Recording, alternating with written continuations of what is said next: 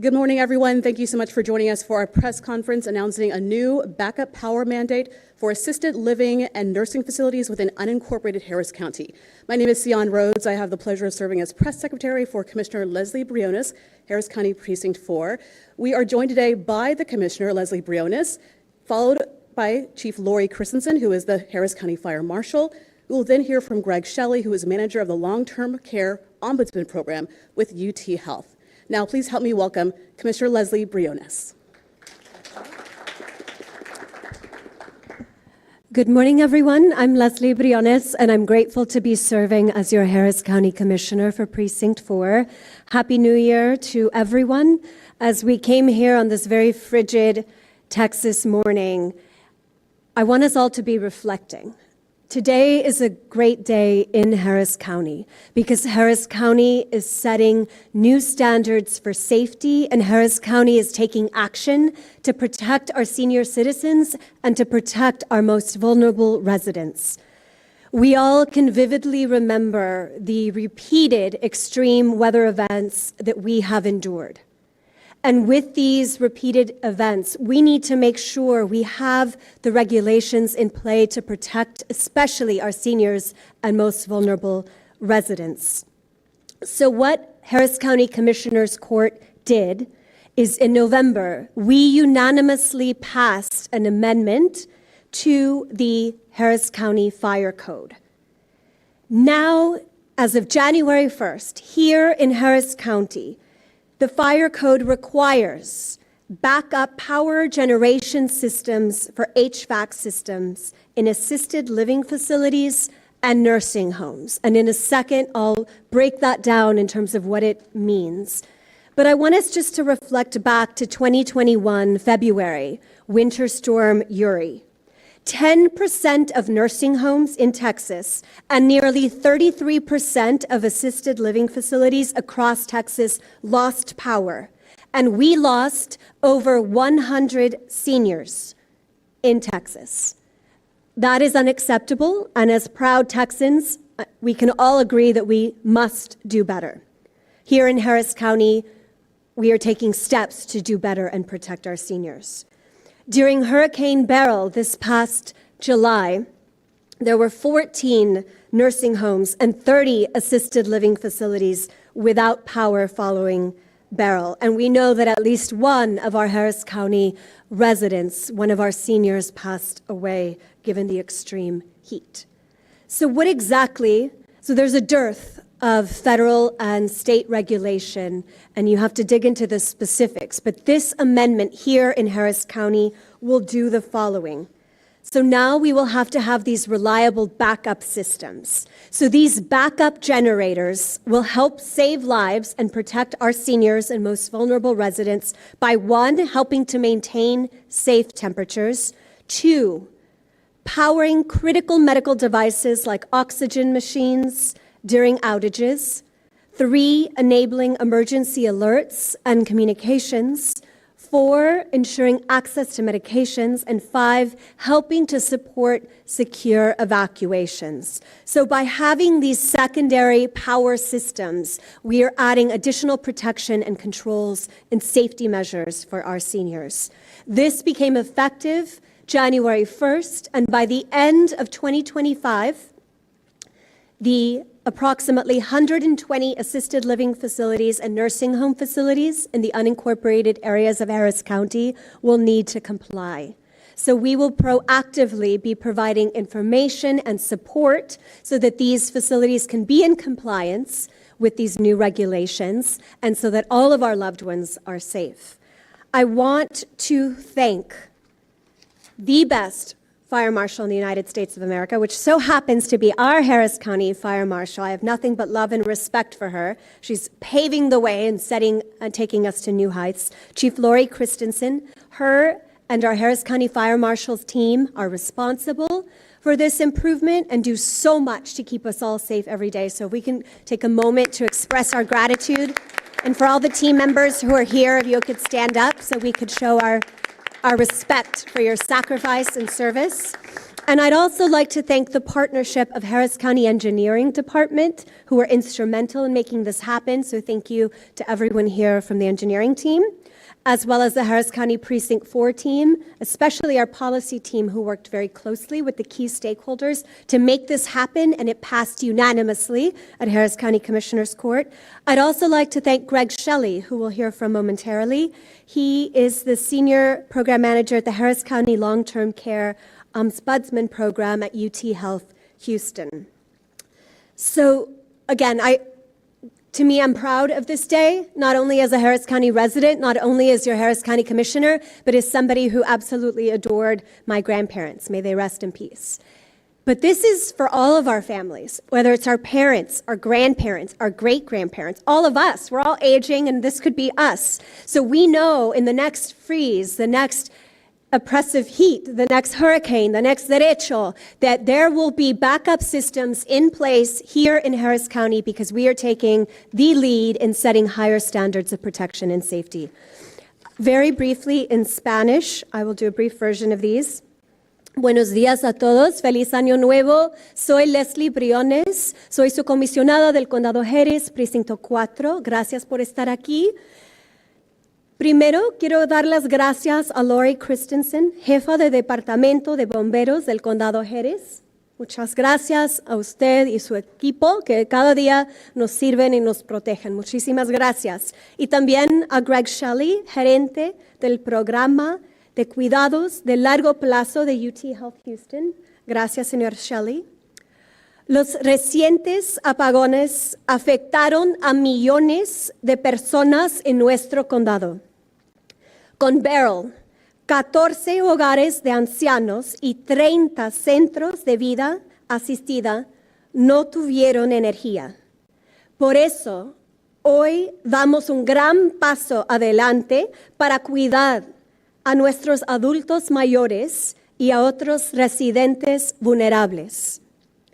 Ya está en vigor una enmienda al Código de Incendios aprobada por la Corte de Comisionados en noviembre.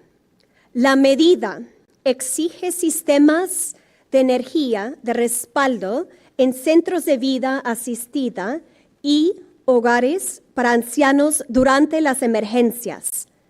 Estos generadores servirán para hacer esto.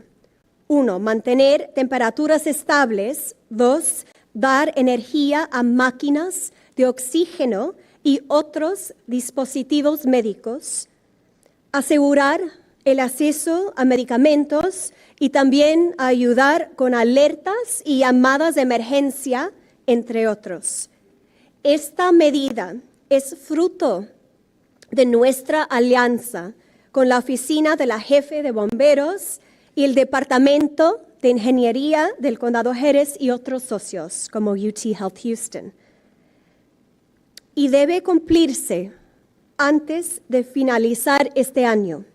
Seguiremos trabajando en equipo para hacer que este condado, el Condado Harris, es más fuerte y resiliente. Y recuerden que estamos aquí para servirlos y a sus familias. Y esto es muy personal para mí, no solamente como su comisionada y un residente del Condado Harris, pero pienso en mis abuelos, que ellos pasaron sus últimos días en estos hogares para ancianos. Y ahora en el Condado Harris, ancianos como nuestros papás y abuelos y bisabuelos, ahora van a tener más protección. Así que en la próxima huracán o en una temporada de invierno fuerte, vamos a tener un sistema que protege a nuestros queridos más. Y eso es lo que todos en el Condado Harris merecen. Y vamos a estar luchando aquí en el Condado Harris para nosotros. Vamos a ser líderes en la seguridad pública para todos nuestros residentes, especialmente para nuestros familiares ancianos y nuestros residentes vulnerables. Así que muchísimas gracias. Vamos a seguir adelante juntos y vamos a estar que este condado sea el mejor en el estado de Texas y en Estados Unidos. Next, we will hear from the one and only Harris County Fire Marshal Chief Laurie Christensen.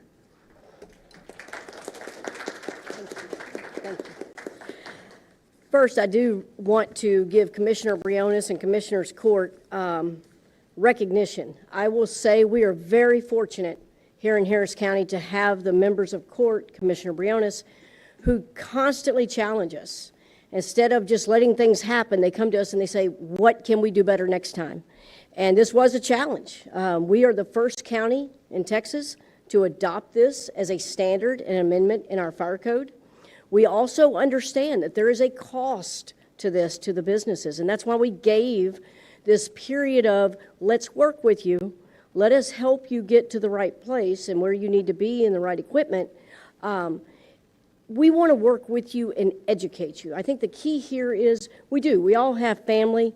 Like I said, Commissioner said, we're all aging. But at the end of the day, when we take our family members to these facilities, our goal is to ensure they're in a safe place at all times. And many of us are not aware that these facilities do not have the power backups.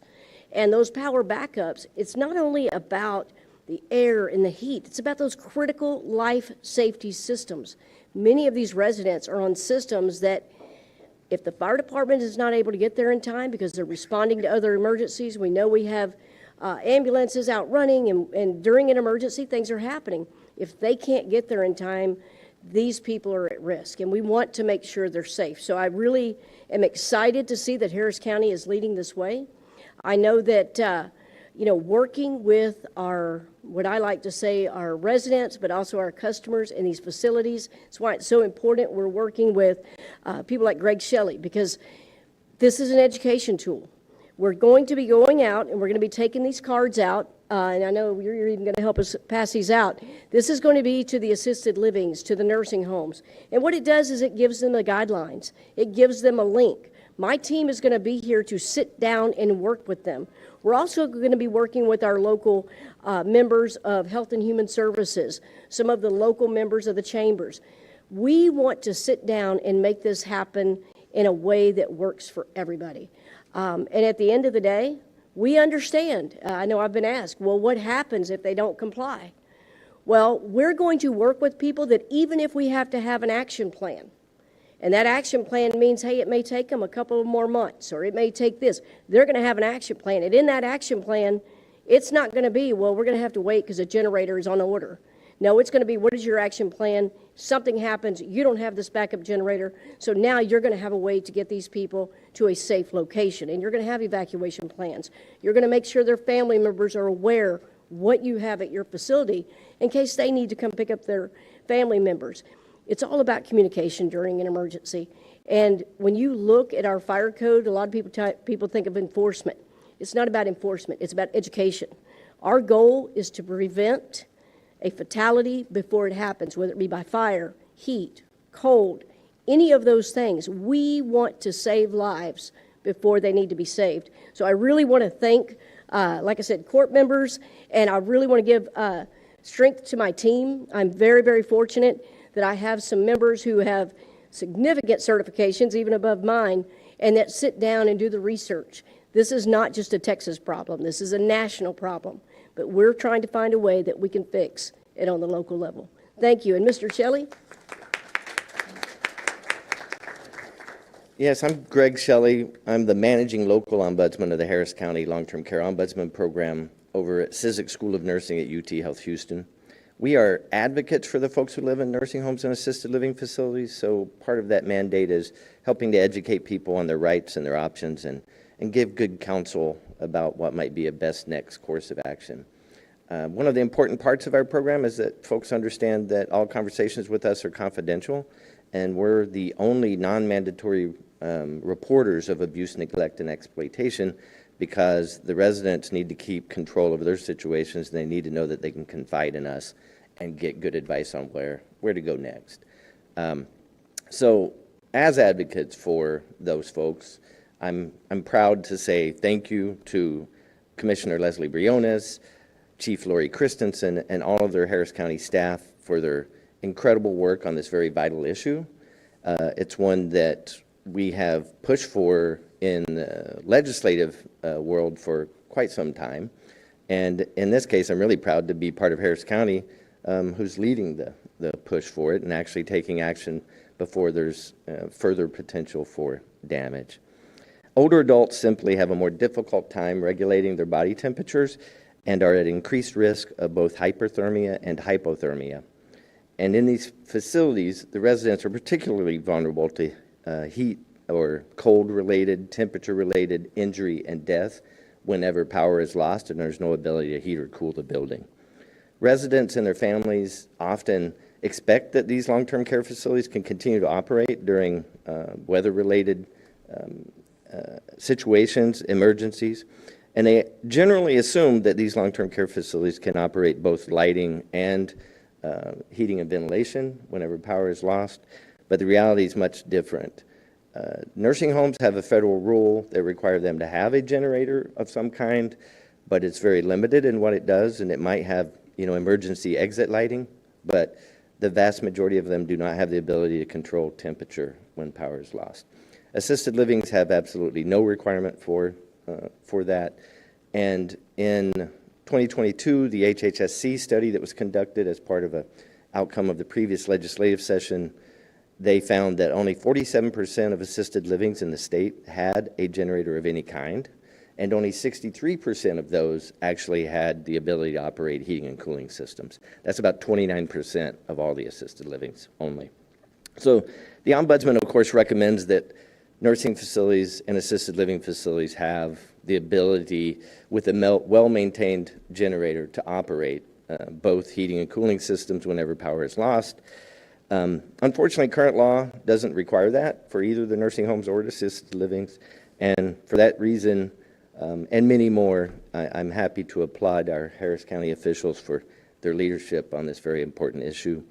And as Chief Christensen had mentioned, for the assisted livings that may be the smaller assisted livings, some of these are for residents only. They're small residential places, and they aren't like what I would call a higher-end, large apartment-style place. They might struggle with some of the cost. It is a one-time cost. It is one that's very important and vital. It's also one that gives facilities a competitive edge.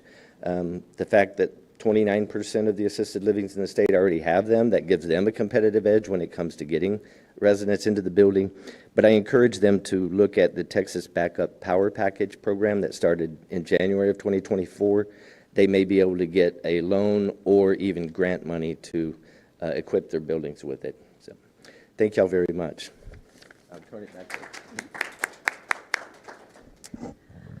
So I'm proud that Harris County is the first county to make these very critical changes to the fire code. I hope every other county in the state of Texas will join us in enhancing these safety protections for our seniors and most vulnerable residents. And as the experts have said, this is a national issue. So I hope this will spread across the United States. But meanwhile, here in Harris County, we're committed to continuing to take action and make sure we are standing up, showing up, and doing everything possible to protect our seniors and most vulnerable residents. So I thank all of our partners. I thank our wonderful fire marshal and all of our team members who every day are out in the field keeping us safe. So we're in this together. All the facilities who are impacted by this amendment, as we have said, we're here to support you. We're here to work as a team so that we can make these changes, which will be a win-win for all. So with that, it's a great day in Harris County, and we are here to take any questions that the media may have. Thank you.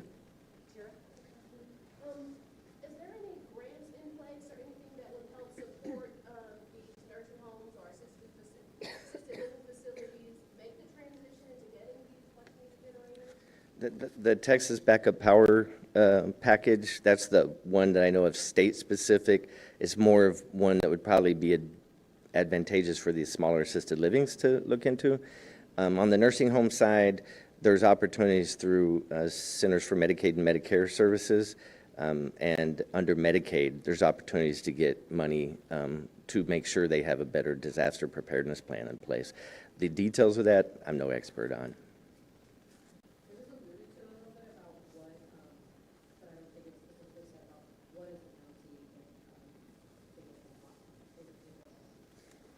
So, again, this just passed, and it went into effect.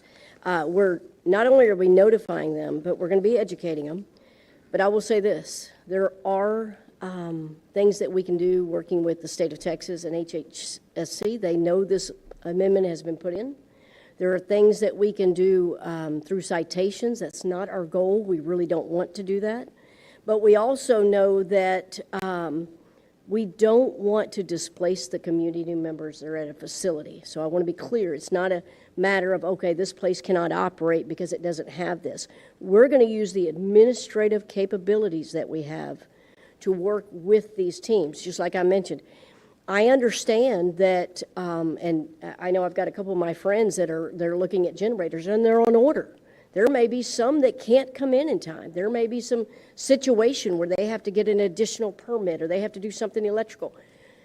Again, if we're working with them starting now and we're working with these kind of team members and getting the word out, we truly believe that even if they can't have these systems in place for whatever reason, we will find a way to make sure they have a system in place to at least evacuate those residents. But what I would hope is that we don't even have to get to any formal means of working with these folks, because I do believe every one of us, and I tell you what, when I go into these locations, I go into these assisted livings and these homes, the people there really do care about the residents there. And I think that's what we've got to remember. They were not expecting this to happen. It wasn't anything they had planned for. Obviously, this is something, as Commissioner said, it's something that is even on the federal level and state level hasn't been recognized. We're recognizing it now. I think those homes and those facility owners are recognizing it. And I do believe, just by us talking to them already, they were very supportive of this, and many of them even offered us suggestions as to how we could help them put this into code. So I hope that answers your question.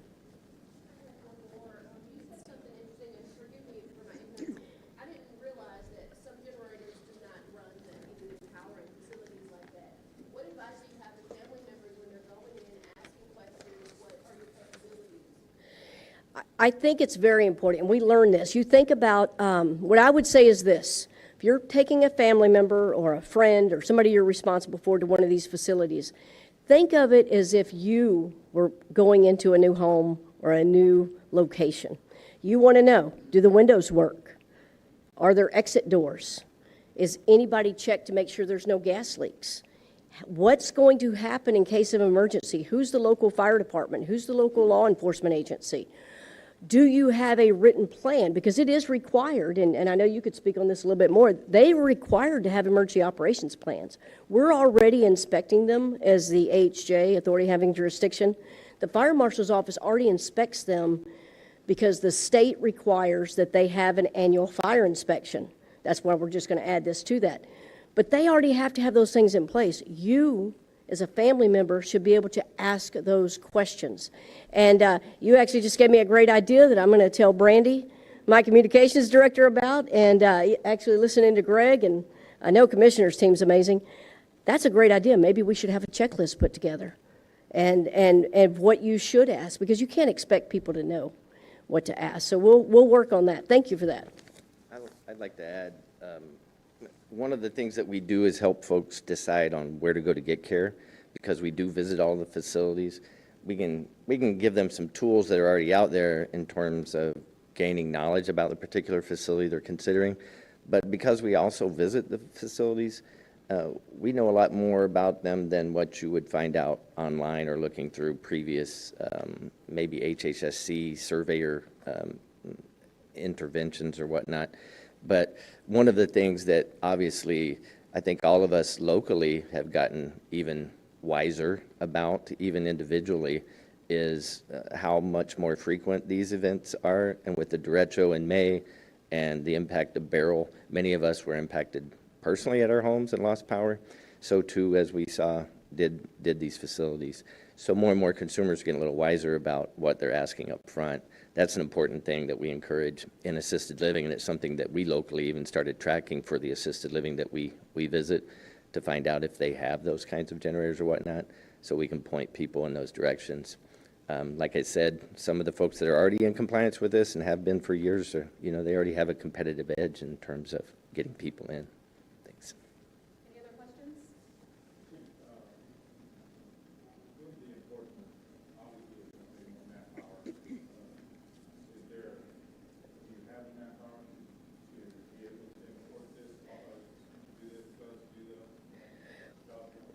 Yes, sir. So here's what I'll say. Again, I mentioned earlier, because it's already required by the state, these facilities do already pay for an annual inspection. And in order for the state to update their license and renew it, we're already out there doing inspections, whether it's on fire and life safety systems, exit doors. We look at their emergency operations plans. This is going to be another box we have that we check. So what I would say is we're going to be able to use the staffing that we already have in place. And if because Harris County is a safer location now, we get more of these facilities, then I'll get with court and let them know we might need. But hopefully, we see more people wanting to come to Harris County because it's where you and your family members can be safe. Thank you.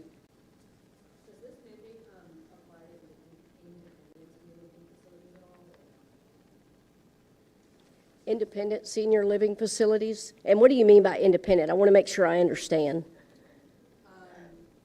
Ones that aren't subject to the same state federal guidelines. Because I just want to ask, over the past year, not only your two owners and the assisted living facilities were a big problem, but those independent ones were a big problem because they're not subject to the same regulations. And I know the city has kind of been trying to brainstorm ways to hold them accountable. Yes, ma'am, and if correct me if I'm wrong here, I believe you mean what I like to call the 55, I'm over 55, the 55 and plus locations, and so that's a great question. So when you say independent, what these are, most of these are, some call them condo complexes, apartment complexes, and they cater to an age group of 55 and plus. There are no requirements. They are a complex like you and I would go into. It's just if we're not old enough, we can't get in. There are no requirements. That's a great question. One of the things I was just talking to Commissioner about, and she's very involved in the legislative session and is up there quite a bit. We actually, Harris County Commissioners allowed me to speak at the hearing on the generators at the Senate hearing. One of the things we talked about is there legislation that could put into the Texas Property Code, because that's where your leases are, right, in your Texas Property Code, that would put a requirement in there of what you put on your lease, and it could be in big, bold letters. This facility does not have backup power, because again, it's not licensed, it's not required. But you need to know that. If you as a resident, and many of us, like I say, at my age, I'm old enough, I could go into one of these facilities, I can read it for myself. I need to know, what are your plans for me? And a lot of these complexes are 3 and 4 stories high. So I think that's a great question. I'm going to really push and continue talking to Commissioner about what we can do on a legislative level, because that's not necessarily something we could do right now in the fire code level. And I want to make sure this is clear. And I know we talked about it. This is unincorporated Harris County, although we're very closely with all of our cities, City of Houston, Pasadena, Deer Park, all those cities. We are sharing this information with them and offering to assist them if they want to adopt this. But that is something we really need to work on, is these, what you called independent, I call 55 and plus, because that's exactly what they are. They're independent living. You don't need assistance until you do. Thank you. Yes, ma'am. I have a quick follow-up. You kind of actually segued perfectly into it. So, I think that there's probably going to be a lot of people that are reading this and say, well, I don't live in unincorporated Harris County. What are the rules for, these places and these facilities in the non-unincorporated areas? Is there any regulation or how? And Greg, I don't know if I really should turn this over, because what I want to say is, it's not for the independents and the 55 plus, but in the cities, you may have more information as to, because you give that information out to family members. So the assisted living, keep in mind, they're only regulated by state rules. There's no federal oversight whatsoever. So when it comes to the ones that are not under this rule, only the nursing homes are required to have generators, but again, those generators are very limited in what they operate in most of the facilities. In most of the facilities, they do not operate heating and ventilation, and they're not required to. In the assisted living world, Outside of this unincorporated area, currently as it stands, they're not required to have a generator at all in the assisted living side. And I know that other Harris County officials and local officials are working on that right now, but then I hope to see that change soon.